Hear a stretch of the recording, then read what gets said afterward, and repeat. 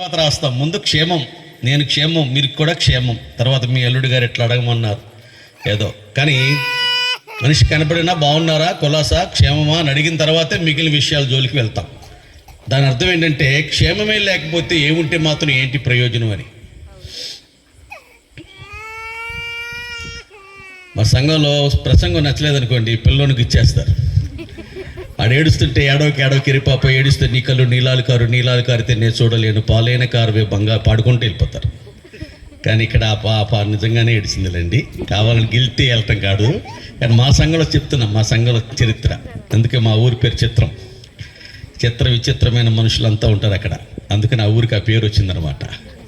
అమ్మా మీరు అట్టంటోళ్ళు కాదు, చాలా మంచి వాళ్ళు. మీరు శ్రద్ధగా దేవుని వాక్యాన్ని వినాలని ఆశతో, ఆసక్తితో, తపనతో, తృష్ణతో, ఆకాంక్షతో, అపేక్షతో, అభిలాషతో వచ్చి కూర్చున్నట్లుగా మీ ముఖార విందాలు చూస్తుంటే సుస్పష్టంగా అర్థమవుతుంది. మంచిది, మీ ఆశని దేవుడు తప్పక తీరుస్తాడు. ఆ సంఘంలో ఇంకో పద్ధతి ఉంది ఏంటంటే, ఎవరు ఫోన్ అయినా మోగితే స్విచ్ ఆఫ్ చేయాలి, లేదా సైలెంట్లో పెట్టాలి. ఒకవేళ మోగింది అనుకోండి, దేవుని సేవార్థమై సెల్ ఫోన్ సమర్పయామి అని ఇచ్చేసేయాలి. ఇంకా దేవుని సేవలో బోల్డ్ అవసరాలు ఉంటాయి, వాటన్నిటినీ ఇక అక్కడ ఇచ్చేసి వెళ్ళిపోతారు. ఈ రోజు నుంచి ఇక్కడ కూడా అదే కొనసాగునుగాక. తీసుకురాకూడదు, నెంబర్ 1. తీసుకొచ్చినా ఏం చేయాలంటే సైలెంట్లో పెట్టేసేయాలి. మోగితే దేవుడికి ఇచ్చేయాలి. మంచిది. దావీదు మహారాజు అంటున్నాడు, నా జీవిత కాలమంతయు, నా బ్రతుకు దినములన్నీ కృపాక్షేమాలు నా వెంటవచ్చు. రూఢిగా, నిస్సందేహంగా, నిస్సంకోచంగా, ఖరాఖండితంగా అతడు చెప్పగలుగుతున్నాడు. ఒక ఆయన కారు కొనుక్కున్నాడట. బ్రదర్ కారు కొన్నారా అని అడిగారు. అవునండి. బైక్ మీద వెళ్తుంటే అప్పు ఇచ్చిన వాళ్ళు ఆపేస్తున్నారు. అప్పు తీసుకున్నా ఎప్పుడు తీరుస్తామని అప్పు ఇచ్చిన వాళ్ళు నన్ను వెనకాల పడుతున్నారు. అందుకని అప్పు చేసి కారు కొన్నాను అన్నాడట ఆయన. అంటే ఆయన వెనకాల ఎవరు పడుతున్నారు? అప్పిచ్చిన వాళ్ళు పడుతున్నారు. యవనస్తురాలని పాస్టర్ గారి దగ్గరికి తీసుకొచ్చారు. అయ్యా దెయ్యం పట్టింది, ప్రార్థన చేయండి అయ్యారు. చాలామంది యవనస్తులు ఉన్నారు కదా, ఈ అమ్మాయి వెనకాల ఎందుకు వచ్చారు అని అడిగాడట పాస్టర్ గారు. ఈ అమ్మాయి బాగా ఫంకులు తీసింది, బాగా ఫఫ్ఫులు పెట్టింది, బాగా ఫేషియల్ చేసింది, ఓవర్గా డెకరేట్ చేసుకుంది. అందుకే అందరికన్నా ఈ అమ్మాయి నాకు బాగా నచ్చింది. అందుకే ఈ అమ్మాయి వెనకాలే పడి వచ్చేసాను అన్నాడట. అంటే ఎస్తేరులాగా మనకు తగు మాత్రపు అలంకరణ చాలు. ఓవర్గా మనం డెకరేట్ చేసుకుంటే కుర్రోళ్ళే కాదనమాట, దెయ్యాలు కూడా మన వెనకాలే పడి వచ్చేసి ప్రమాదం ఉంటుందన్నమాట. మరొక ఆవిడ రోజు ఆఫీస్కి వెళ్తుంటే ఒక అబ్బాయి నన్ను ఫాలో అవుతున్నాడని భర్త చెప్పింది. నీ హ్యాండ్ బ్యాగ్లో వాటర్ బాటిల్ ఉంటుంది కదా, తీసి మొహం కడిగేసుకో, మేకప్ పద్ధతి తెలుసుకుని ఆడైపోతాడు. ఆడెనకాల పడుతున్నాడు, ఈడెనకాల పడుతున్నాడు అని ఇది సమస్య. కొత్తూరు వెళ్ళామనుకోండి, కుక్కలు వెనకాల పడతాయి. అమ్మా నా వైపు చూడండి అమ్మా, బాగా బంగారం పెట్టుకెళ్ళాలనుకో దొంగలు వెనకాల పడతారు కదా. కానీ దావీదు మహారాజు గారు అంటున్నారు, నా వెనుక ఇవేమి పట్టట్లా, దేవుని కృపాక్షేమాలు పడుతున్నాయి.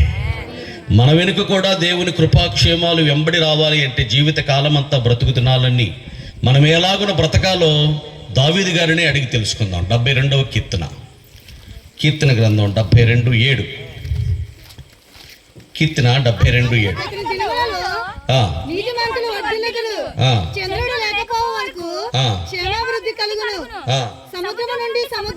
చాలా తల్లి, క్షేమాభివృద్ధి పొందుతూ మానవుని జీవితం మనుగడ కొనసాగించగలగాలి అంటే డబ్బుంటే సరిపోదు, చదువుంటే సరిపోదు, అందం ఉంటే సరిపోదు అమ్మా. అవి క్షేమానికి మూలం కావు. అవి the righteousness is the most important in our total spiritual life. మన ఆత్మీయ జీవితం అంతట్లో క్షేమాభివృద్ధి పొందుతూ వెళ్ళాలి అంటే నీతి కావాలి.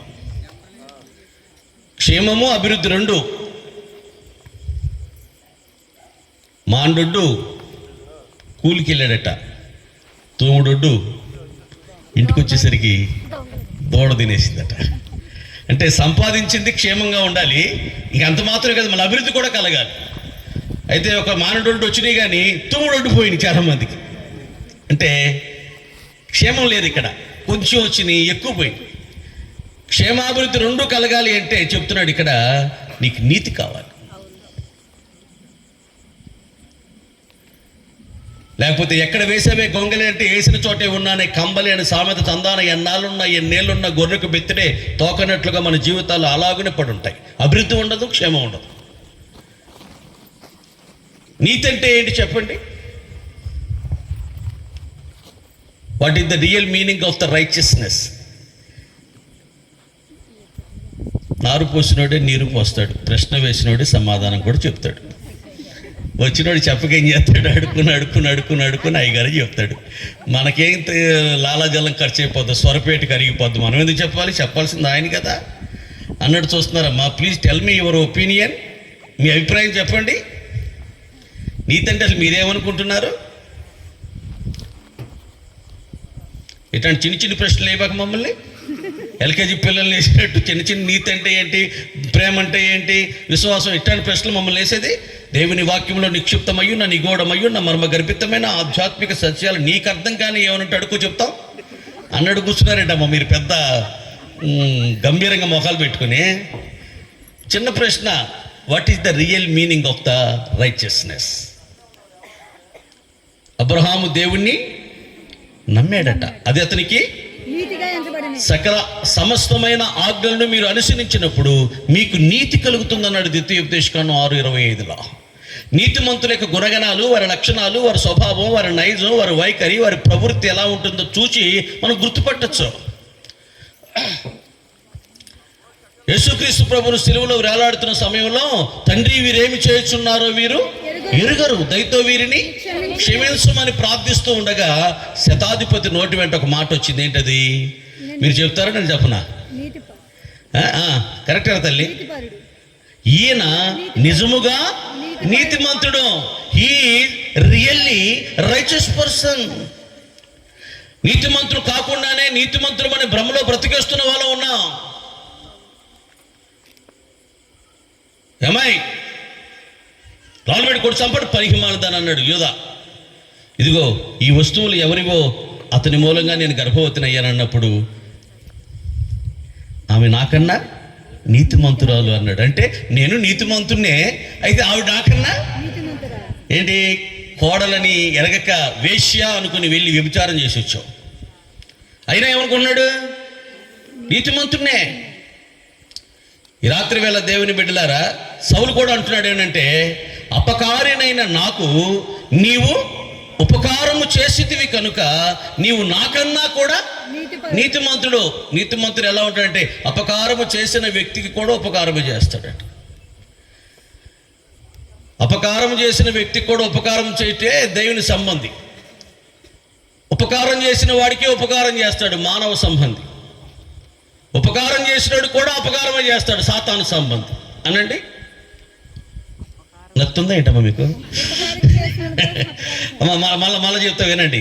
అపకారం చేసినాడు కూడా ఉపకారం చేస్తాడు దైవ సంబంధి అయితే.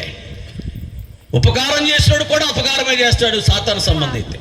ఉపకారం చేసిన వాడికి మాత్రమే ఉపకారం చేస్తాడు మానవ సంబంధి. ఇప్పుడు చెప్పండి, అపకారం చేసిన వాడికి కూడా ఉపకారం చేసేది దైవ సంబంధి. Something is better than nothing. అమ్మా ఏమి చెప్పుకుంటూ కూర్చున్న వాళ్ళకన్నా ఎంతో కొంత మీరు చెప్పారు. మీరు చాలా మెరుగానమ్మా. దేవుడు మిమ్మల్ని దీవించును గాక. సోలం పెట్టి పొడుస్తుంటే, ముళ్ళ మొక్కడు పెడుతుంటే, చేదు చిరకను అందిస్తుంటే వీరిని క్షమించండి అంటారేంటి ఈయన? మనం ఎంతమందిని సిలివేయలేదు మన ఉద్యోగం వచ్చిన తర్వాత, మన అనుభవం ఎక్స్పీరియన్స్లో. కానీ సిలివేసిన ఏ ఒక్కరి నోటి వెంట ఇలాంటి మాటలు మనం వినలేదు. మొట్టమొదటిసారిగా ఆశ్చర్యపోయి, నివ్వెరపోయి, నిర్గాంతపోయి, నిశ్చేష్టుడై విభ్రాంతి చెందంటున్నాడు. He's really. ఆయన నోటి వెంట వచ్చి ఆ మాటలను బట్టి గుర్తుపట్టేశాడు. నీతిమంతుడు కాకపోతే ఇలాంటి మాటలు ఎందుకు వస్తాయి? ఏంది భయ్యా గట్ల చూస్తున్నారు? నకరాలు పోతున్నారా? నాగలు తెస్తాం మళ్ళీ లొల్లి. ఏంటా లొల్లి అని అన్నాను అనుకోండి, ఈ పాస్టర్ గారు తెలంగాణరా అని గుర్తుపట్టేస్తారు. అయ్యి బాబు నా నేటంతను మీరు ఏటంతే నాను అదే అంతను. అయ్యి బాబు నా నెట్టంతను ఏటి వాళ్ళమ్మలాలో నబ్బ గింజుకుతారు ఏటి పళ్ళకోయే అని ఇట్లాంటి మాటలు మాట్లాడారు అనుకో, అయ్యో ఈ పాస్టర్ గారిది ఎక్కడో శ్రీకాకుళం నుంచి వచ్చినట్టున్నాడు, తూర్పు బ్యాచ్రా. గుర్తుపెట్టారు మీరు? అలాగే యేసయ్య నోటి వెంట వచ్చిన ఆ మాటలను బట్టి ఆయన గుర్తుపట్టేశాడండి, ఈయన నీతిమంతుడు. మన జెస్సికా పగడాల గారు అన్నారట, నా భర్తను ఒకవేళ ఎవరైనా హత్య చేస్తుంటే నేను వారిని క్షమిస్తున్నాను అంది. ప్రపంచం ఆ మాటలకి నిర్ఘాంతపోయింది. ఎందుకంటే బైబిల్ చెబుతుంది, యవ్వన కాలంలో పెనిమిటిని పోగొట్టుకున్న యవ్వనస్తురాలు ఏడ్చినట్లుగా మీరు ఏడవండి. అంతో ఎంతో ఏడవటం కాదు, ఆ యవ్వన కాలంలో పెనిమిటిని పోగొట్టుకున్న యవ్వనస్తురాలు దుఃఖం, బాధ, వేదన ఎంత తీవ్రతరంగా ఉంటుందంటే ఇక అంతకు మించి ఏముండదన్నమాట. అందుకని ఉదాహరణగా దేవుడు ఆ పాయింట్ తీసుకున్నాడు. యవ్వన కాలంలో పెనిమిటిని పోగొట్టుకున్న యవ్వనస్తురాలు ఏడుస్తుందే, ఇక కన్నీరు మున్నీరుగా బాధతో, దుఃఖంతో, వేదనతో అలమటించిపోతుందే, అలా కన్నీరు విడవండి మీరని యోవేలు గ్రంథంలో దేవుడు చెప్పాడంటే, అంత బాధలో కూడా, అంత వేదనలో కూడా ఆ మాట ఎలా చెప్పగలిగిందామే? అవి ఇట్ పాసిబుల్? ఇది ఎలా సాధ్యమైందని అర్థం కాలా, తలబట్టుకుంటారు. ఆయన బతుకున్న దానికన్నా చనిపోయిన తర్వాత సువార్తికుడు ప్రకటిస్తున్నాడు ఆయన. దేవునికి స్తోత్రం. ఈ రాత్రి దేవుని బిడ్డలారా, నా ప్రియమైన సహోదరి సహోదరులారా, దావీదు గురించి సౌలు చెప్తున్నాడు. నేను నీతిమంతుడని దావీదు చెప్పుకోవట్లా. దేవాలయానికి వెళ్ళాడట ఒక ఆయన, ఆడంత, ఆడు భక్తి అంత, ఆడు ప్రార్థన అంతాడు, స్థితి అంతాడు, గతి అంత, ఆఫ్టర్ ఆల్ నేనైతే ఉపవాసాలు ఉంటా, నేనైతే దశంభాగాలు ఇస్తా అని తన గురించి తాను చాలా బోస్ట్ చేసుకుంటూ, అతన్నేమో చాలా రిజెక్ట్ చేస్తూ, తృణీకరించి, నిరాకరించి, విసర్జించి, నెట్టివేసి, కొట్టివేసి మాట్లాడుతుంటే దేవుడు చెప్పాడు, నీతిమంతుడుగా అతను తీర్చిదిద్దబడ్డాడు, ఇతడు నీతిమంతుడుగా ఎంచబడలేదు. ఎందుకని? తోటివాడిని తృణీకరించడం. అపకారం చేసిన వ్యక్తి పట్ల కూడా ఉపకారం చేయాలనే, మేలు చేయాలనే భావన కలిగి ఉంటాడు తప్ప, దేవుని బిడ్డలారా, నేను గొప్ప, నేను నీతిమంతుని అనే భావజాలాలు అతని అంతరంగంలో మనం చూడలేం. దావీదు గురించి సౌలు చెప్తున్నాడు, శత్రువుగా ఎంచబడిన వ్యక్తి చెప్తున్నాడు, నువ్వు నీతిమంతుడు, నాకన్నా నీతిమంతుడు, అందరికన్నా నువ్వే నీతిమంతుడు, నీ దగ్గర నీతి ఉంది, అపకారం చేద్దామని, ముక్కలు ముక్కలుగా నరుకుదామని కౌజు పెట్టని తరిమినట్టుగా నేను తరుముతుంటే, నిద్రాహారాలు మానేసి, రాజ్యాన్ని విడిచిపెట్టేసి, సింహాసనం కూడా విడిచిపెట్టేసి, నిన్ను చంపడమే ధ్యేయంగా, లక్ష్యంగా, గురిగా నేను పరుగులు తెస్తా ఉంటే, నాకు మేలు చేస్తున్నావా, నాకు ఉపకారం చేస్తున్నావా, నా ప్రాణాన్ని కాపాడటానికి అబ్నేర్ని ఎలర్ట్ చేస్తూ, అబ్నేరు అక్కడ ఉన్నది రాజు, నువ్వు లెగు, శత్రువు వస్తే ఏమైపోతారు అని అబ్నేర్ని లేపి, మేల్కొల్పి, నా ప్రాణం, నా క్షేమం గురించి ఆలోచిస్తున్నావంటే నీవు నీతిమంతుడు కాక మరేమిటి? ఆమేన్. అపకారికి ఉపకారము నెపమెన్నక చేయువాడు నేర్పరి సుమతి అన్నాడు సుమతి శతకారుడు. అమ్మా, శాస్త్రుల నీతి కన్నా, పరిశీల నీతి కన్నా, సుమతి శతకారుడి నీతి కన్నా మన నీతి ఒకవేళ అధికమైన నీతి కానిడలా పరలోక రాజ్యంలో ప్రవేశింప నేరని నేను మీతో నిశ్చయముగా చెప్పుచున్నానన్నారు ప్రభువైన యేసుక్రీస్తు వారు. వాళ్ళ నీతి అలా ఉంటే అపకారి కూడా ఉపకారం చేయమని సుమతి శతకారుడు చెప్తే, మరి దైవ గ్రంథం ఇంకెలా చెప్తుంది? ఇంకా హైలీ స్టాండర్డ్ బుక్, చాలా ఉన్నతమైన ప్రమాణాలు కలిగిన పుస్తకం ఇది. ఆమేన్. లోకంలో విచారం చేస్తేనే పాపం, కానీ ఇది అలా కాదు, ఇది మోహపు చూపే పాపం. నరహత్య చేస్తేనే పాపం, కానీ ఒక వ్యక్తి హృదయంలో పగబెట్టుకొని ద్రోహి అని చెప్పినా కూడా పాపమే. చాలా ఉన్నతమైనటువంటి విలువలు కలిగినటువంటి, ప్రమాణాలు కలిగినటువంటి ఈ గ్రంథం చెప్తుంది. దేవుని బిడ్డలారా, అలాంటి వారి నీతి కన్నా మీ నీతి అధికమైన నీతి కాకపోతే పరలోక రాజ్యంలో ప్రవేశించే అర్హత, యోగ్యత మీరు కోల్పోయే ప్రమాదం ఉందని హెచ్చరిస్తుంది దేవుని యొక్క వాక్యం. ఉగ్రత దినమందు ఆస్తి అక్కడికి రాదు, ఎన్ని లక్షలున్నా, ఎన్ని కోట్లున్నా, కానీ నీతి అక్కడికి వస్తుంది. ఆమేన్.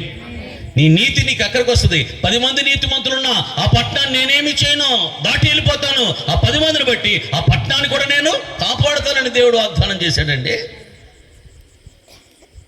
ఓడలో ఉన్న ఆ పౌలు గారిని బట్టి 276 మందిని దేవుడు కాపాడాడు.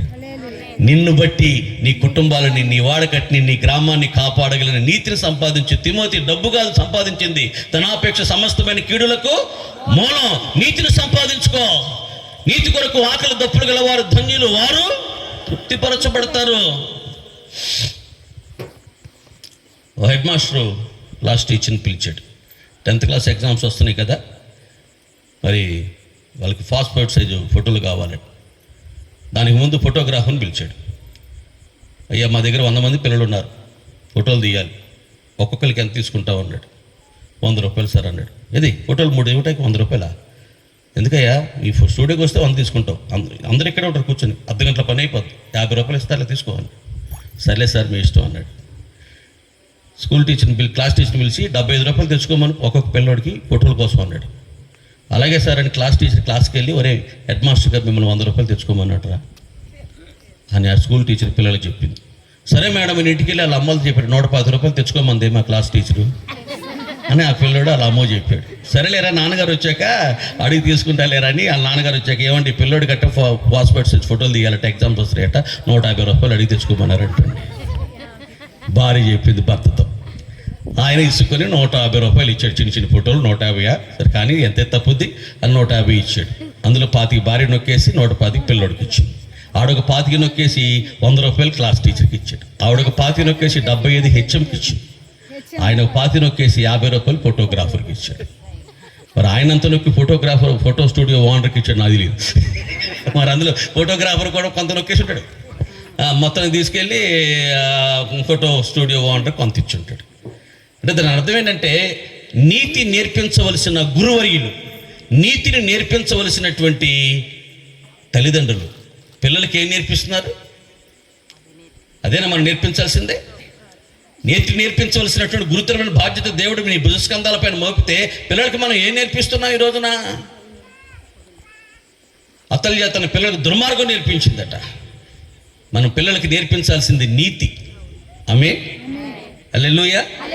అలా నీతిని మనం వాళ్ళకి నేర్పించగలిగితే వారట క్షేమాభివృద్ధిని పొందగలుగుతారట. చంద్రుడు లేనంత వరకు వాళ్ళు అభివృద్ధిని పదంలో పయనిస్తూనే ఉంటారు. ఒక దేశమైనా, ఒక సంఘమైనా, ఒక కుటుంబమైనా, ఒక వ్యక్తి అయినా, ఎవరైనా, ఏదైనా క్షేమము అభివృద్ధి రెండు వారి జీవితాల్లో చూడగలగాలి అంటే వారికి ఉండవలసింది చదువు, అందము, ఐశ్వర్యం కాదండి, నీతి కావాలి.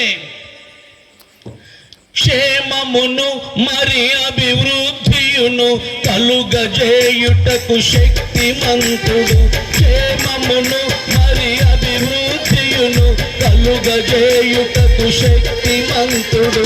స్వాస్యమునిచ్చిన దేవునికి హల్లెలూయా పాడెదము. స్వాస్యమునిచ్చిన దేవునికి హల్లెలూయా మనకిల శ్వాసము, వేరే శ్వాసము లేదిగను. చేసే మనకిల శ్వాసము, వేరే శ్వాసము లేదిగను. క్షేమమును అభివృద్ధిని ఈ రెండిటిని కలుగచేయుటకు ఆయన శక్తిమంతుడు. అవునా కదా? ఎవరికి? ఎవరు పడితే అలక? ఎవరు పడితే అలక ఎత్తనాడా? మీరు ఎట్టని బతకండి, ఇష్టానుసారంగా నచ్చినట్టుగా తోచినట్టుగా మీ పురుగు పుట్టు బతుకుతూ ఉండండి, మీరు క్షేమాన్ని అభివృద్ధి ఇస్తా అన్నాడా? నీతిమంతులకు క్షేమాభివృద్ధి కలుగుతుందని స్పెసిఫిక్గా పరిశుద్ధాత్మ దేవుడు ఆ మాటలు మెన్షన్ చేస్తున్నాడు. ఎవరు పడతారు కదా? ఏంటి నీతి అంటే అపకారిని సైతము ఉపకారం చేసే వ్యక్తులు దేవుని దృష్టి గట్ట నీతిమంతులుగా ఎంచబడతారట. 47 యోవా చచ్చిపోయాడు. కారణం వాళ్ళ యొక్క మేనత్త యెహోషువ, వాళ్ళ మామయ్య యెహోయాజు, వాళ్ళిద్దరూ కలిసి దేవుని మందిరంలో 7 సంవత్సరాల పిల్లోడుగా ఉన్నప్పుడు తీసుకెళ్ళి పెంచితే చెట్టు చివరికి వాళ్ళ అబ్బాయి జకర్యాని చంపించేశాడు. బైబిల్లో యేసుప్రభు అన్నాడు జకర్యా మొదలుకొని అని. అంటే మొట్టమొదటిగా హతసాక్షిగా మారింది జకర్యా అన్నమాట. అతను దేవుని కొరకు మండుతూ ఇదిగో ఇలా చేస్తారు, ఆకులు మీరుతున్నారు, వద్దులు ఇలా చేస్తే అని ఖండించినందుకు, గద్దించినందుకు, మందలించినందుకు రాజు కోపం వచ్చింది, సరి చేసుకోవాలా, అతను చంపించేశాడండి. కృతజ్ఞత లేనివాడు పట్టుమని 50 ఏళ్ళు కూడా బతకలా. కాలము రాకమునిపే మీరు ఎలా చనిపోవుదురు, అధికముగా దుర్మార్గ పనులు చేయకండి అన్నాడు ప్రసంగి గ్రంథంలో. అమ్మా టైం ఏమొచ్చింది? 50 ఏళ్ళు కూడా నిండలా. నువ్వు రాజు, నీకేం తక్కువ? ఎందుకు చచ్చిపోయావు? ఉదరములు జబ్బు పుట్టింది, రాజులు వచ్చి నీ ఆస్తి అంతా కొల్లబెట్టేశారు, నీ భార్య పిల్లలను తీసుకుపోయారు. బతికిన 4 రోజులైనా నెమ్మది లేక, శాంతి లేక, సమాధానం లేక, ఆవేదనతో అలమటిస్తూ, కృంగి కొనాలను కృషిస్తూ, దయనీయమైన దుర్భరమైన జీవితాన్ని జీవిస్తూ అకాల మరణం చెందాల్సిన దుర్గతి నీకెందుకు దాపురించిందంటే ఉపకారం చేసి నీ ప్రాణాన్ని కాపాడారు. అలాంటి వ్యక్తులకు, వారి బిడ్డలకు నువ్వేం చేసావు ఈ రోజున? వాళ్ళు క్షేమాభివృద్ధి పొందలేరు. అమ్మా ఎప్పుడో 38 సంవత్సరాల క్రితం యాబేష్ గిలాదు వారికి సౌలని ఆయన మేలు చేసేటట్ట. అది గుండెల్లో పెట్టుకుని సౌలు గిల్బోపరు చచ్చిపోతే 38 సంవత్సరాల తర్వాత వెదికి ఆ యొక్క బాడీని తీసుకెళ్ళి ఆ శిరస్సు ఖండించేశారు. తీసుకెళ్ళి అక్కడ గోడ తగిలిచ్చేశారు. వెతికి తీసుకొచ్చి ఘనంగా చేశారట భూస్థాపన. ఒకప్పుడు మనకు మేలు చేశాడు ఆయన. 38 సంవత్సరాల క్రితం నాహాసు అనే దుర్మార్గుడు మన మీదకి వచ్చినప్పుడు కుడి కన్నులు పీకి పెరికిచ్చేసాను అని చెప్తున్నప్పుడు మన పక్షంగా నిలబడి మనకు అండగా నిలబడి యుద్ధం చేసి ఆయన ప్రాణాలు సైతము అడ్డేసి మనకు కాపాడాడురా. అలాంటి ఆయనకి మనం మేలు చేయాలిరా. ఎంత ఉపకారం చేసినట్రా మనకి. 38 ఏళ్ళైనా గుర్తుపెట్టున్నారండి. ఆమేన్.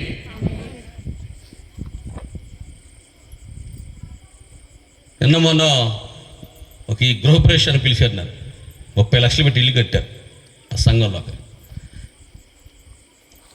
అలమ్మ నాన్న కూడా పక్కనే 3 ఇల్లు అవతల. అలమ్మ నాన్న పిలవాల, జన్మనిచ్చిన తల్లిదండ్రులు పిలవాల. ఏంటంటే వాళ్ళు మాట్లాడతలేదండి, మా గొడవలు అండి, ఉన్నదంతా కూతురికి పెట్టేస్తున్నారండి, వాళ్ళు పట్టించుకోలేదండి, వాళ్ళకి పెట్టేస్తున్నారండి అని. అదేంటి జన్మనిచ్చిన అమ్మా నాన్న లేకుండా 300 మంది భోజనాలు పెట్టున్నారు. వాళ్ళు చికెన్లు అయ్యేసి వాళ్ళు ఉసూరమంటే నేను వచ్చి ఇంట్లో ప్రార్థన చేస్తే మాత్రం మీకు ఆశీర్వాదం, అది మీకు అభివృద్ధి కలుగుద్దా, మీకు క్షేమం కలుగుద్దా? మీరు ప్రార్థన చేయండి, కానీ ఆ ఇల్లు యోగ్యమైనది అయితేనే ఆశీర్వాదం దిగి వస్తుంది అన్నాడు దేవుడు. తల్లిని తండ్రిని ఏడ్పించి ఉసూరుమనిపించి ఏదైనా కానివ్వండి, ఎవరు వస్తే రేపు బదులు పోతే కోపతాపాలన్నీ. ఇంత మంచి ఇల్లు కట్టుకున్నప్పుడు అమ్మ నాన్న లేకుండా ఎట్లా? నేను చేయనన్నా. ఎవరో తెలిసిన పాస్టర్ గారు ఒక ఆయన ఉన్నాడట. ఆయన సర్లేండి, ఆయన చేయకపోతే చేస్తానంటాడు. ఆయన చేయకపోతే చేయపోయాడండి, చేస్తానండి ఏముంది అంటాడు ఆయన. కాదు మీరు అమ్మ నాన్న పిలుచురండి వెళ్ళి. వాళ్ళు రానంటే అప్పుడు నేను ఆలోచిస్తా. ఏ తల్లి మీరిద్దరు వెళ్ళండి, భార్య భర్త ఇద్దరు వెళ్ళి అమ్మ మరి గృహప్రవేశం మీరు రండి అని చెప్పి పిలవండి. వెళ్ళారండి, నా మాటకి తప్పదని వెళ్ళి పిలితే అప్పటికే వాళ్ళు కళ్ళు ఇంత వాసిపోయి ఏడుతాను. అందరూ వచ్చారు, కొడుకు ఇల్లు కట్టుకుని ఒకే కొడుకు కని పెంచి ఆడికి చదువు కోసం ఎంతో త్యాగం చేసుకుని చేస్తే ఆడికి గృహప్రవేశం చేసుకున్నప్పుడు సొంత అమ్మా నాన్న లేకపోతే 300 మంది 3000 మంది వస్తే మాత్రం ఏంటి ఉపయోగం? క్షేమం ఉంటుందా, అభివృద్ధి ఉంటుందా, ఆశీర్వాదం ఉంటుందా? వాళ్ళిద్దరు పరిగెత్తుకుంటూ వచ్చారు. ఎంత మొహం చేసుకుని వచ్చారు. అయ్యారండి, వందనాలండి. నేను అప్పుడు ప్రార్థన చేసి అమ్మ మీ ఇద్దరు కట్ చేయండి అమ్మ. ఆ తల్లిదండ్రులతో రిబ్బన్ కట్ చేసి పాట పాడుకుంటూ లోపలికి వెళ్ళాం. దేవునికి స్తోత్రం. దేవుని బిడ్డలారా, నా ప్రియమైన సహోదరి సహోదరులారా, అపకారం చేసిన వ్యక్తికి కూడా ఉపకారం చేసేవాడు నీతిమంతుడు. అంటే ఇంత ఉపకారం పొంది కూడా వాళ్ళని బాధ పెడితే, వాళ్ళని ఇబ్బంది పెడితే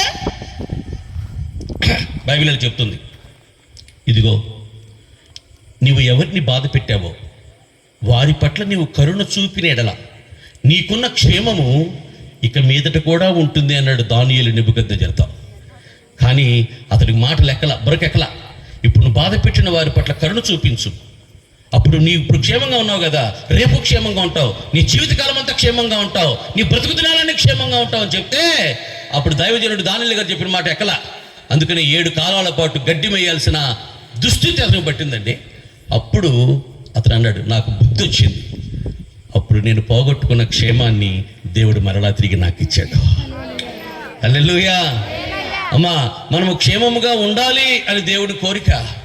శాంతియుతంగా, సమాధానకరంగా, ప్రశాంతపూరితంగా, ఆనందదాయకంగా, సౌఖ్యభరితంగా ప్రతి బిడ్డ మనుగడ కొనసాగించాలి అని పరమ తండ్రి యొక్క ఆకాంక్ష, అపేక్ష. వేదనతో, అప్పులతో, తిప్పలతో, కష్టాలతో, కన్నీటితో కుమిలిపోతూ, రగిలిపోతూ, అలమటించిపోతూ అలా బ్రతుకు దినాలు కొనసాగించాలి అన్నది దేవుని సంకల్పం కాదు. నెమ్మదిగా బ్రతకాలి, భూమి మీద క్షేమంగా బ్రతకాలి, అభివృద్ధిని చూడాలి, ఆశీర్వాదం చూడాలి అని మన కన్న తండ్రి కోరుకుంటున్నాడు. మన పిల్లల విషయంలో మనం అలా ఏమైనా కోరుకోమా? మరి చెడ్డవారమైన మనమే మన పిల్లల విషయంలో మంచి ఈవులను ఎరిగి ఉండగా మంచివాడిని మన ప్రియ పరలోకపు తండ్రి, ఇంకా మంచివాడిని పరమ తండ్రి ఎందుకు శ్రేష్టమైన ఈవులు మనకి ఇవ్వడు? పరిశుద్ధ గ్రంథంలో చెప్తుంది, యోసేపు నీతిమంతుడయ్యుండి మరియను అవమానపరచ నొల్లక రహస్యముగా ఆమెను విడనాడ ఉద్దేశించి ఆలోచించుకొనుచుండగా దేవుడు గబ్రియేలును పంపించి కన్యమరియ పరిశుద్ధురాలు ఆమెను చేర్చుకోమని వర్తమానం పంపాడు. స్తోత్రం చెప్పండి. ఏం చేస్తున్నాడు యోసేపు? ఆలోచిస్తున్నాడు. ఎందుకని తొందరపడలేదు, ఆవేశపడలేదు, పనికి వాళ్ళని దాన్ని రాళ్ళు పెట్టి కొట్టి చంపేసేయండి, ఎటువంటి దానికి సమాజంలో ఉండకూడదు అని ఎందుకు అనలేదు?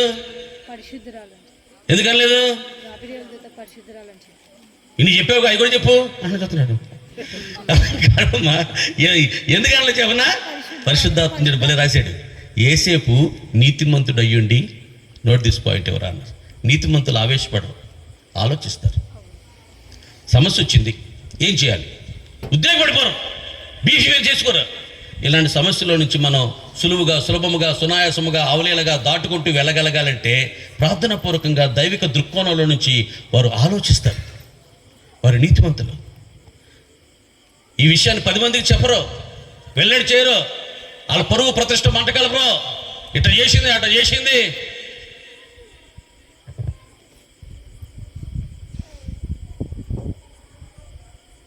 పాస్టర్ గారు గృహదర్శనానికి వెళ్ళాడు.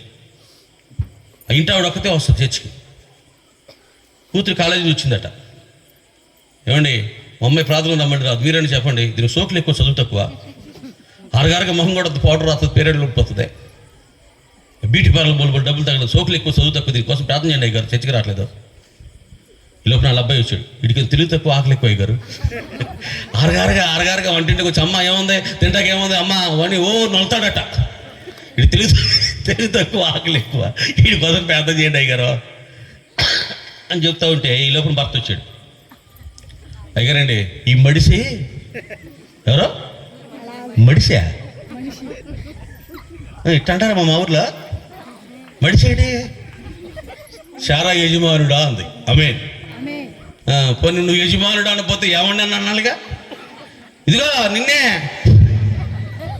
ఏమండి మా ఊర్లోనమ్మా, ఇక్కడ ఉన్నారా సార్లు ఎవరుకోరా, ఎదురుకుండా కూర్చొని ముసుగేసుకుని దేవదూతలో కూర్చొని ఇక్కడ కూడా ఉన్నారు అట్టండి, అట్ట పిలిచేవాళ్ళు అయ్యారు అంటదండి. అమ్మాయి ఈ మడిసి, ఇదిగో నిన్నే, ఇదిగో అయ్యారండి ఈ మడిసికి ఓర్పు తక్కువ, కోపం ఎక్కువ, కొంచెం గట్టిగా ప్రార్థన చేయండి ఇంకోసం అని చెప్పింది. చెప్పని చాలా ఆయన అన్నాడు, అయ్యారండి దానికి వాగుడు ఎక్కువ, విధేయత తక్కువ. దానికి అయ్యారు వాగుడు ఎక్కువ, విధేయత తక్కువ. అది ప్రార్థనకి వెళ్తే మేమంతా ఇంటికాడ ఎందుకుంటాం, ప్రార్థనకి వెళ్ళి అది మాకన్నా ఎక్కువ దరిద్ర పనులు చేస్తుంటే మేము ఎందుకు రావాలి ప్రార్థనకి? నీతిమంతులకి ఆవేశాలు తక్కువ, ఆలోచనలు ఎక్కువ, వారు నీతిమంతులు. దేవునికి స్తోత్రం. ఉద్రేకపడిపోయి ఆవేశాలకు గురైపోయి గోరంతని కొండంత చేసుకుని అత్తేదో అందట, ఏమండే మేమేట అంటది, మీరు అడుగుతారా, మా పుట్టింటి ఫోన్ చేయమంటారా, మా అన్నయ్య చేయండి తేల్చేస్తాడు ఏదోటి, ఈ చేత కాబట్టి చెప్పండి. మీ అన్నయ్య కత్తులు రత్తయ్యా ఏంటమ్మా, మీ అన్నయ్య కత్తులు రత్తయ్యా, నువ్వు రౌడీ రంగమ్మా, నువ్వు పెద్ద రౌడీ రంగమ్మా అని పెద్ద కత్తులు రత్త తేల్చేస్తాడా? అట్టగేనా? మృదువైన మాటలు క్రోధాన్ని చల్లార్చి వేస్తాయి, నొప్పించు మాటలు క్రోధాన్ని రేపుతాయి. ఏదో మాట పెద్దది, తల్లి లాంటిది, తొందరపడింది అనుకో, ఇలా అందరినీ మీ అమ్మ నన్ను బాధ కొంచెం నా మనసు నొచ్చుకుందండి, మనసు బాగాలేదండి. భర్త దగ్గర నువ్వు స్వాతంత్రం పొందు, పుట్టింటి పూలు చేత ఆవేశాలు పడిపోతారండి, విడాకుల దాకా వెళ్ళిపోతారండి. ఒకడు ఎంచుకున్న మార్గము ఎలాంటిదైనాను అది తన దృష్టికి న్యాయంగానే కనబడుతుంది. నేను తప్పు చేశాను, తొందరగా పడి నేను చేశా, అదే కొంచెం ఓర్చుకోవద్దు, కొంచెం సహించవద్దు. ఓర్పు గొప్ప ద్రోహ కార్యాలని ఆపివేస్తుంది. హల్లెలూయా. గమనించండి దేవుని పిల్లారా, తీసుకొచ్చి ఆ మరియను రాళ్ళు పెట్టి కూడా చంపండి అని అనలా. ఎందుకని అనలేదంటే దేవుడు చెప్తున్నాడు నీతిమంతుడు అలా అనడు. ఏం చేద్దాం, ఏం చేస్తే దేవునికి అంగీకారయుక్తంగా ఉంటుంది, ఏం చేస్తే మనం ధర్మశాస్త్రాన్ని అనుసరించి నడిచిన వారంగా ఉంటాం, ఇది ఎలా అని ఆలోచిస్తున్నాడట. అప్పుడు దేవుడు ఎంటర్ అయ్యాడు, దేవుడు పూనుకున్నాడు, దేవుడు జోక్యం కలగజేసుకున్నాడు. దేవుడు పరలోకం నుంచి ఒక దూతను ఆయన కొరకు ప్రత్యేకంగా పంపించి సందేశం ఇచ్చాడు. స్తోత్రం కానీ, ఆమెను కానీ, హల్లెలూయా కానీ, ఏదో ఒకటి మేము బతికే ఉన్నాం రుజువు కానీ, ఆనవాళ్ళు కానీ, నిదర్శనం కానీ ఏమి ఉండదమ్మా. మనం క్రైస్తవులను చచ్చిపోతే పెట్లో పెట్టి తీసుకెళ్తారు మనల్ని, హిందువులు చచ్చిపోతే పాడిగడ్డి తీసుకెళ్ళిపోతారు. కానీ మా ఊర్లో కొన్ని కుటుంబాలు ఉన్నాయి, ఆ పద్ధతి ఏంటంటే కూర్చోబెట్టి తీసుకెళ్తారు. ఆ పద్ధతి ప్రకారం కూర్చోబెట్టి తీసుకెళ్తారు. ఆ 10-12 కుటుంబాలు ఉన్నాయి. మా ఇంటి ముందు నుంచి వెళ్తారు, నేను గమనిస్తూ ఉంటా, ఎటు ఊగుద్ది, కూర్చోబెట్టేసారు, కట్టేస్తారు, అయినా సరే ఏంటి ఊగుద్ది కదా డెడ్ బాడీ. మీరు మాత్రం అట్ట కూడా ఒకట్లేదమ్మా, ఏంటి ఐస్ బాక్స్లో బిగ్సిపోయి అట్లా తీసుకొచ్చి కూర్చోబెట్టినట్టుందా? కొంచెం మూవ్ అవ్వండమ్మా, కొంచెం స్పందించండి అమ్మా. అడిగిన దానికి సమాధానం చెప్పండి అమ్మా. స్తోత్రం చెప్పాల్సినప్పుడు స్తోత్రం చెప్పండి అమ్మా. నన్ను అడుక్కున్నామని చేయబోకండి అమ్మా. అమ్మా స్తోత్రం చెప్పండి తల్లి, అమ్మా ఈ ప్రశ్నకు జవాబు చెప్పండి తల్లి అమ్మా. కొంచెం రియాక్ట్ అవ్వండి అమ్మా. అందుకని ముగిచ్చేద్దాం 1 గంట కల్లా వెళ్ళిపోతుంది. కానీ ఇప్పుడే వేడివేడిగా పలవ అవుతుందమ్మా, చూసి వచ్చాను నేను. వేడి సల్లారమ్మని పంపించేద్దా. ఆమేన్. గమనించండి దేవుని పిల్లరా, దేవుని యొక్క వాక్యము జుంటు తేనె దార కన్నా మధురాతి మధురమైనది. ఆ పలవా ఇచ్చే బలం కన్నా దేవుని వాక్యం ఇచ్చే బలంతో మనము అలయక సమస్యలక ఎగిరి వెళ్ళిపోగలం. దేవుని నా ప్రియమైన సహోదరి, నా ప్రియమైన సహోదరులారా, రహస్యముగా అట్టిపెట్టాడట. ఇతరుల గురించి చెప్పలా. చూసారా, రాహాబు ఇతరుల గురించి చెప్పలా. రాజుగా జనపకట్ల దాచిపెట్టేసి షిప్రాపోయ చెప్పలా. ఈ సంగతిని దాచిపెట్టింది ఫరోకు చెప్పకుండా. వీళ్ళందరినీ దేవుడు నీతిమంతులు అన్నాడు. ఆమేన్. ఇదిగో సమూయేలు, నీ విషయం దాచిపెట్టాలి. నేను దావీదుని అభిషేకం చేయడానికి వెళ్తున్నాను అని చెప్పాక చెప్తే 85 మంది దైవజనులను చంపేశాడు. నోబులో చంపేస్తాడు, దావీదుని చంపేస్తాడు. అందుకని నువ్వేం చెప్తావంటే బలి ఇవ్వటం కోసం వస్తున్నాను బెత్లెహేము అని చెప్పు. అంతే, ఇది దాచిపెట్టు, రహస్యంగా ఉంచేది. అట్లాగే అందుకనే సమూయేలు దేవుడు యాజకుడిగా, న్యాయాధిపతిగా, ప్రవక్తగా, ఆయన అన్నీ ఆయనే. నాయకుడు, యాజకుడు ఆయనే, న్యాయాధిపతి ఆయనే, ప్రవక్త ఆయనే, దీర్ఘదర్శి ఆయనే, అన్నీ ఆయనే. ఆయన ప్రార్థన చేస్తే దేవుడు కాదనేవాడు కాదండి. చూసారా, దావీదు కూడా అంటాడు, నీతిమంతులు నన్ను కొట్టుడు నాకు ఉపకారమే, వారి గద్దింపులు వారు నాకు తైలాభిషేకమే, వారి లోపాలు, వారి బలహీనతలు, వారి అవిధేయతలు, వారి అవలక్షణాలు నా కంటికి కనబడినా, నా చెవికి కనబడినా, నా దృష్టికి వచ్చినా నేనేమి ఎవరికి చెప్పను. రహస్యంగా గుండెల్లో దాచుకొని దేవుని దగ్గర మాత్రమే విజ్ఞాపన చేస్తాను. అంటే నీతిమంతుల లక్షణాలు అలా ఉంటాయి అన్నమాట. అలాంటి లక్షణాలు కలిగిన వారిని దేవుడు నీతిమంతుల కోవలో ఎంచుతాడు, భావించుతాడు, పరిగణిస్తాడు అన్నమాట. 10 మందికి చెప్పరు. ఆకాశవాణి వార్తలు చదువుతున్నది సువార్తమ్మ. 3 ఏళ్ళ నుంచి ప్రేమించుకుంటున్నారంటగా, మనకేం తెలుసు. ఏంటి ఆడావిడికి పెళ్ళి అన్నాడు ఏంటా అనుకుంటున్నాం. పెళ్ళి ఆ పెళ్ళి ఇచ్చి పెళ్లి చేయకపోతే రిజిస్టర్ ఆఫీస్లో చేసేసుకుంటాం బెదిరించాడట. అట్టగాక ఆకాశవాణి ఏమంటే 10 మందికి టామ్ టామ్ టామ్ టామ్ చేసేస్తాం. కొట్టాడంటగా, బాగా కొట్టడం ఏంటి, నీ చింతకాయ పాత్ర చేశాడంట. వెళ్ళిపోయిందంటగా, పెద్దలు తీసుకెళ్ళి రానందంటగా. ఆకాశవాణి ఏమా, నువ్వు పాల వ్యానవా లేకపోతే మున్సిపాలిటీ చెత్త వ్యానవా? చెత్త పోగు చేసుకెళ్తాయి కొన్ని, వచ్చి కొన్ని ఏమో పాలు దింపి వెళ్తాయన్నమాట. మనం నిర్మలమైన దేవుని యొక్క వాక్యం అనే పాలన పంచిపెట్టి ఒక పాల వ్యాన్లాగా ఉండాలి. దేవునికి స్తోత్రం. ప్రియమైన సహోదరి, ప్రియమైన సహోదరులారా, నా ప్రియ అక్క చెల్లెలారా, అన్నదమ్ములారా, మనము ఈ భూమి మీద క్షేమముగా ఉండాలని క్షేమ ప్రదాతైన దేవుడు కోరుతున్నాడు. అయితే ఇట్టి నీతి మనం కలిగి ఉంటే మనం భూమి క్షేమంగా ఉంటాం. ఇంకో మాట చెప్తా, లోతు నీతి కలిగిన తన మనస్సును అనుదినము నొప్పించుకొని వచ్చాడు అని రాశాడు పేతురు గారు. సొదొమను చూచినప్పుడు, గొమొర్రాను చూచినప్పుడు, వాళ్ళు చేస్తున్నటువంటి వాక్య విరుద్ధమైనటువంటి పాప దోషాలు చూచినప్పుడు సహించలేక, భరించలేక, ఓర్చుకోలేక, తట్టుకోలేక నొచ్చుకున్నాడు, బాధపడ్డాడు, విలవెల్లాడట. బికాజ్ హీ రైచియస్ పర్సన్, నీతి కలిగిన మనస్సు కలిగిన వాడు కాబట్టి నొచ్చుకున్నాడు. చూడండి, దావీదు కూడా మనసు నొచ్చుకుంది. ధర్మశాస్త్రమును గైకొనని ప్రజలను నేను చూచినప్పుడు నా కన్నీరు ఏరులై పారుతుంది. అంటే అంతో ఎంతో కళ్ళు తుడుచుకోవడం కదనమాట, ధారాపాతంగా ఏడుస్తున్నాడు. ఎందుకు? ఆకాశ పక్షులకు గూళ్ళు ఉన్నాయి, నక్కలకు బొరియలు ఉన్నాయి. మనిషి కుమారుడిని పరిచయం చేసి అలసిపోయాక కొంచెం విశ్రాంతి తీసుకుందామంటే కనీసం నాకు చిన్న ఒంటి నిట్టడ పాకన లేదని యేసయ్య ఎప్పుడైనా ఏడ్చారా? లేదు. నన్ను బయలుజుబులు అంటున్నారు, దయ్యం పట్టినోడు అంటున్నారు, తిండిపోతాడు అంటున్నారు, రకరకాలుగా నన్ను దూషిస్తుంది సమాజం అని ఎప్పుడైనా యేసయ్య ఏడ్చారా? ఎప్పుడు ఆయన వీటి కోసం ఎప్పుడు ఆయన కన్నీళ్ళు పెట్టుకోలా. ఆయన ఎందుకోసం ఏడ్చారు చెప్పనా? అయ్యో యెరూషలేమా, విచ్చలుడిగా జీవిస్తున్నావు, దైవవాక్యానికి విరుద్ధంగా బ్రతుకుతున్నావు, దైవోగ్రతకు నువ్వు పాత్రులుగా నీ జీవితాన్ని కొనసాగిస్తున్నావు, ఏమైపోతావో అని వర్తమాన భూత భవిష్యత్తు కలిగిన దేవుడు వారి జీవితాలను చూసి, వాక్యానికి చోటు లేకపోవడం చూసి, దేవునికి విధేయత చూపించడం చూసి అందుకోసం ఏడ్చాడు ఆయన. కొరాజీనా, అయ్యో బేత్షెయిదా అని యేసయ్య ఏడ్చారండి. నాకేమీ లేదు, నేను సృష్టికర్తని, నన్ను గౌరవించట్లా, నన్ను గణపరచని ఎప్పుడు ఏడవలైనా. ఆయన శరీరధారిగా ఉన్న దినములలో మహారోదనం చేశాడటండి. మరి దావీదు గారు ఎందుకు ఏడుస్తున్నాడు? దేవదారు మ్రాణులతో కట్టబడిన సువిశాలమైన, రమణీయమైన, మనోహరమైన, అత్యంత వైభవపేతమైన గృహంలో దావీదు నివాసం ఉంటున్నాడు కదా. అందమైన భార్యలు, అందమైన పిల్లలు, ఆస్తిపాస్తులు, గౌరవ, ఘనత, కీర్తి, ఖ్యాతి, కండూతులు అన్నీ ఉన్నాయి కదా. ఇంకా ఏడవలసిన అవసరం ఏముంది దావీదు గారికి అనంటే, ప్రజలు ధర్మశాస్త్రమును అనుసరించకపోవటం నేను చూచాను. అది ఆయన బాధ, ఆయన వేదన, ఆయన ఏడుపుకి అర్థం ఏంటంటే, ప్రజలు వాక్యం అనుసరించట్లా, వాక్యానికి లోబట్టల్లా, వాక్యానికి విధేయత చూపించట్లా, వాక్యానికి తమ తాను అప్పగించుకోవట్లా, ఇష్టానుసారంగా బతుకుతున్నారు. అయ్యో ఏమైపోతారో వీళ్ళు అని ఎడుతున్నాడు. అది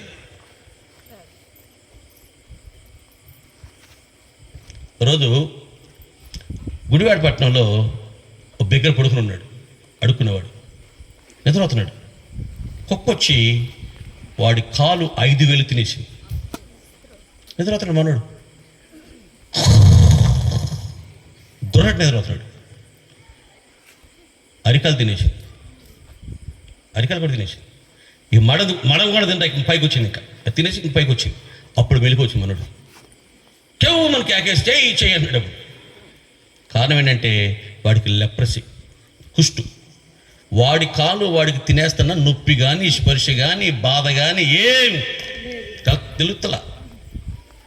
అమ్మా, మన పిల్లలు సినిమాల చుట్టూ తిరుగుతున్నా, సినిమా హీరోలకి దేవుడిచ్చినటువంటి కష్టాజీతాన్ని తీసుకెళ్ళి వాళ్ళకి దండలేసి, వాళ్ళకి బ్యానర్లు కట్టి, ఏమండి ముఖానికి రంగులు పూసుకునే వాళ్ళకి ఈ దేవుడిచ్చిన కష్టాజీతాన్ని తీసుకెళ్ళి వాళ్ళకి దారాదత్తం చేస్తున్నా, అయ్యా నా బిడ్డ చర్చికి రావట్లేదయ్యా, నువ్వు